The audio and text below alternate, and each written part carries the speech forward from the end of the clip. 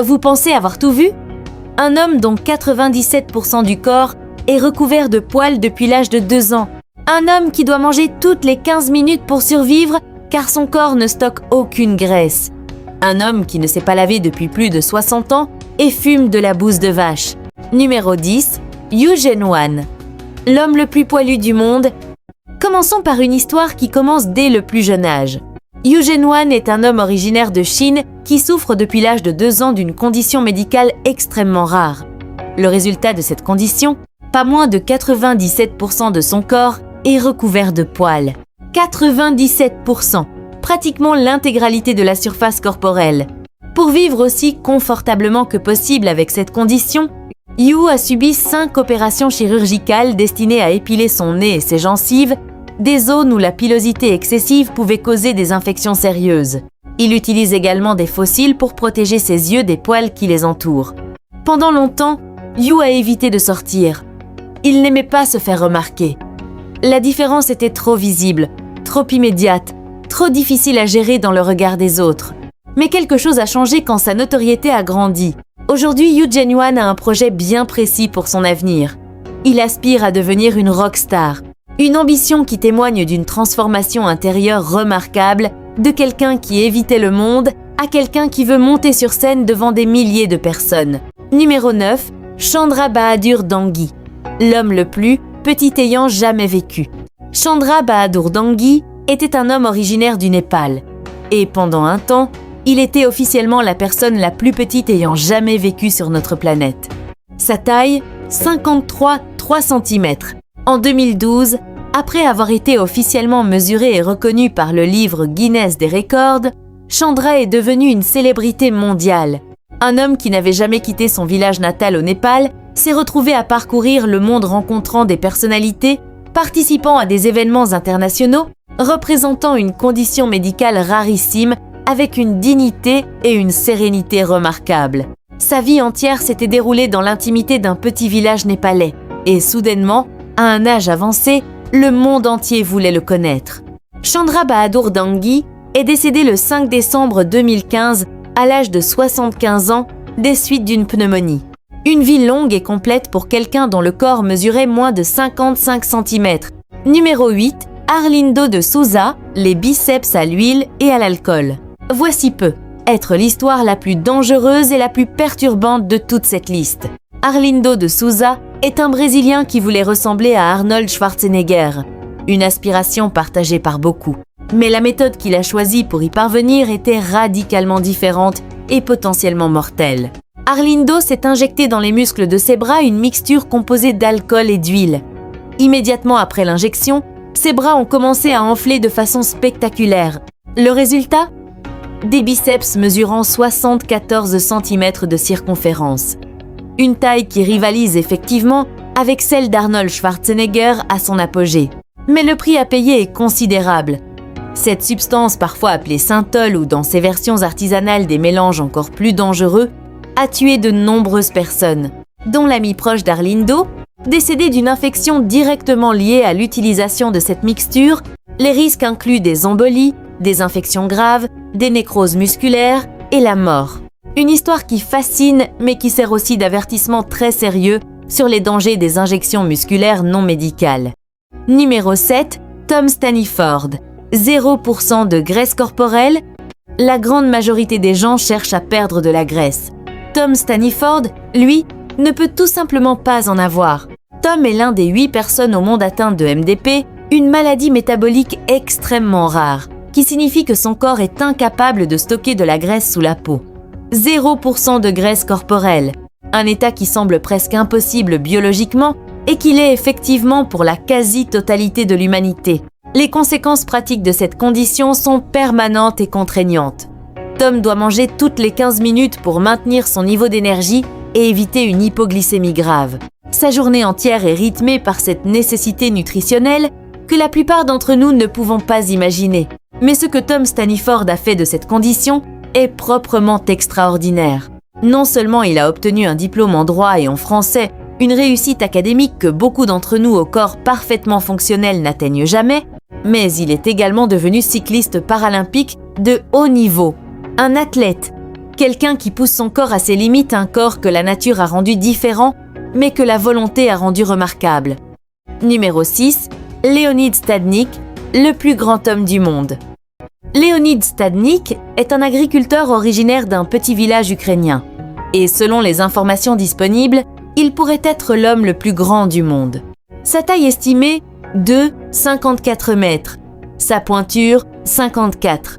Le livre Guinness des records a tenté à plusieurs reprises de le mesurer officiellement pour lui attribuer le titre.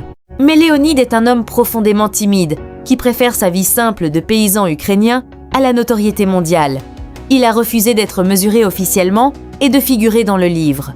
En 2013, sa mère a confirmé sa taille aux journalistes, apportant une validation informelle mais significative d'un chiffre qui, s'il était officiellement établi, ferait de lui la personne la plus grande documentée sur Terre. Un homme extraordinaire qui ne veut pas être extraordinaire. Une humilité rare dans un monde obsédé par la reconnaissance. Numéro 5. Patrick Deuel, l'homme le plus lourd du monde. Patrick Deuel est un Américain de 53 ans originaire du Nebraska. Et à l'apogée de sa condition, il pesait plus de 450 kg. 450 kg. Patrick avait été restaurateur, quelqu'un qui cuisinait pour les autres, qui connaissait la nourriture, qui vivait autour d'elle. Et quelque part dans cette relation avec l'alimentation, quelque chose avait pris des proportions impossibles à contrôler. Au plus fort de sa condition, Patrick n'avait pas quitté sa maison depuis 7 ans. Il n'avait pas quitté son lit. Il dépendait entièrement de l'aide extérieure pour les gestes les plus basiques du quotidien. Et quand la décision médicale d'intervenir a finalement été prise, l'extraction de Patrick de sa chambre a nécessité de découper un mur entier de sa maison, la porte standard étant trop étroite pour permettre son passage. Son histoire a fait l'objet d'un documentaire intitulé The Half Ton Man, un portrait à la fois déchirant et instructif sur les extrêmes auxquels le corps humain peut être conduit. Numéro 4, Gary Turner, la peau la plus extensible du monde. Gary Turner est un Britannique atteint du syndrome d'Ehlers-Danlos, une condition génétique rare qui affecte la production de collagène dans le corps. Le collagène est la protéine qui donne à notre peau son élasticité normale et sa résistance. Chez Gary Turner, ce mécanisme fonctionne d'une façon radicalement différente, lui permettant d'étirer sa peau à des distances qui semblent biologiquement impossibles. La peau de son ventre peut s'étirer jusqu'à environ 16 cm hors de son corps. Celle de son cou jusqu'à environ 8 cm. Et ce que Gary tient à préciser systématiquement, une information que la plupart de ses spectateurs peinent à croire en le regardant, c'est que cela ne fait pas mal. Pas du tout. Sa peau s'étire comme du caoutchouc et revient en place sans douleur. Il aime d'ailleurs montrer cette capacité à ses proches, une démonstration qui provoque invariablement grimaces et éclats de rire simultanés. Numéro 3, Amu Haji, 60 ans sans se laver. Voici probablement l'histoire la plus olfactivement dérangeante de cette liste. Amu Haji est un Iranien d'environ 80 ans qui vit dans un minuscule village de son pays natal et il ne s'est pas lavé depuis plus de 60 ans. 60 ans, sans eau, sans savon, sans hygiène corporelle d'aucune sorte. Son corps est recouvert d'une couche de saleté, de suie et de crasse accumulée sur 6 décennies. Ses cheveux et sa barbe n'ont jamais été taillés ni lavés depuis des décennies. Et son bien le plus précieux est une pipe avec laquelle il fume de la bouse de vache séchée. Il fume également environ 100 cigarettes par jour. Ce qui rend l'histoire d'Amu Haji particulièrement fascinante, c'est qu'il ne souffre d'aucune maladie cutanée. Son corps s'est simplement et mystérieusement adapté à cette condition. Les raisons pour lesquelles il a choisi ce mode de vie restent floues. Certains rapports suggèrent des traumatismes émotionnels anciens. D'autres, une philosophie de vie ascétique poussée à l'extrême. Quoi qu'il en soit, Amu Haji vit simplement, dans sa ruralité profonde, avec ses cigarettes à la bouse et ses 60 ans de crasse. Numéro 2, Muhammad Kalem, les plus grandes mains du monde. Muhammad Kalem a 8 ans et ses mains pèsent d'ensemble 12,7 kg. 12,7 kg pour un enfant de 8 ans. Des mains plus lourdes que la plupart des sacs à dos remplis qu'il n'a probablement jamais pu porter. Muhammad est originaire d'Inde. Sa condition, une forme de macrodactylie ou d'éléphantiasis partielle, dont l'étiologie exacte est encore débattue, a transformé ses mains en structures imposantes qui dépassent toute proportion normale. Les conséquences dans sa vie quotidienne sont immenses. Il est victime de harcèlement scolaire constant. Dans son village, certains le considèrent comme maudit, une superstition cruelle qui ajoute à l'isolement social d'un enfant qui n'a rien choisi. Ses parents ne gagnaient que 360 $ par an, une somme qui rendait tout traitement médical hors de portée financière. Mais l'attention des médias internationaux a changé quelque chose. Muhammad reçoit désormais des soins médicaux spécialisés en Inde, une évolution qui donne espoir que sa qualité de vie puisse s'améliorer. Une histoire qui commence dans la cruauté des superstitions et la pauvreté et qui se poursuit prudemment vers quelque chose de plus lumineux. Numéro 1, Paul Carazon, l'homme à la peau bleue. Et pour finir, l'histoire peut être la plus visuellement frappante de toute cette liste. Paul Carazon, surnommé Papa Schtroumpf par le grand public, avait la peau bleue. Pas métaphoriquement. Réellement bleue. D'un bleu-gris prononcé, uniforme sur tout le visage et le corps. La cause ? Un composé d'argent colloïdal que Paul utilisait pour traiter une dermatite persistante au visage. Ce composé, absorbé en grande quantité sur une longue période, avait provoqué une condition appelée argyrie, une décoloration permanente et irréversible de la peau due au dépôt de particules d'argent dans les tissus.